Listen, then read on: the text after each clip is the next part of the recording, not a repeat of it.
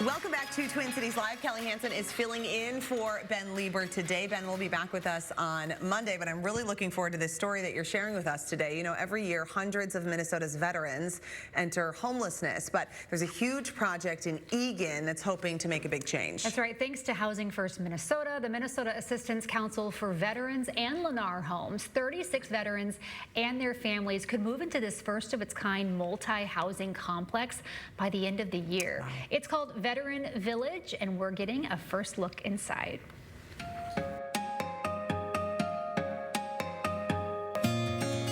We're standing in front of what's called the Veterans Village. We are in Eagan, and well underway, some really great units to help those experiencing homelessness in the veteran community. Tell me why this was important for you guys to put together. When this is completed, when Veteran Village is completed, we are hopefully going to be able to declare an effective end to veteran homelessness in the state of Minnesota, which was a huge driver as to why we wanted to do this project. And that's not to say there will be no homeless veterans in the state of Minnesota. What that means is that for any homeless veteran that is wanting to be housed, there's a plan in place to get them a home. And that's why we wanted to build this. And a lot of these homeless veterans were found in encampments.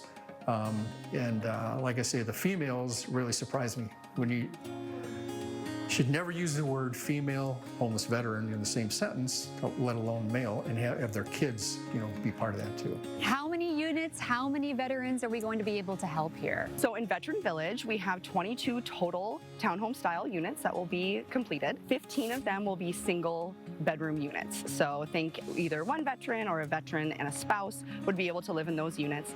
And then we'll have 7 units that will be 3-bedroom units. So maybe a veteran family would be able to move in. I think that anytime you get into a space, you can just imagine, the lives that are going to be impacted, the people that are going to live here, and where's the couch going to be, and they're going to make their food here. And it's just great to think that people that didn't have a home or stable housing prior to this are going to be able to call this home and be taken care of.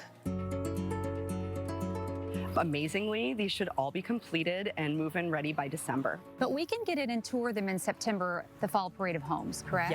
Yes, we are super excited. The first building here, the first 4 units will be on the Fall Parade of Homes as dream homes. And so you can come in, you can tour the first 4 and check out where these veterans will be living.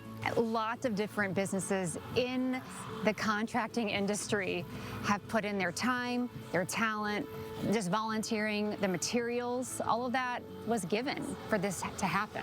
Yes, we've had so many wonderful partners in the construction industry step up, from donating windows to flooring to roofing, anything that it takes to build a home, they've stepped in and given, which is pretty amazing.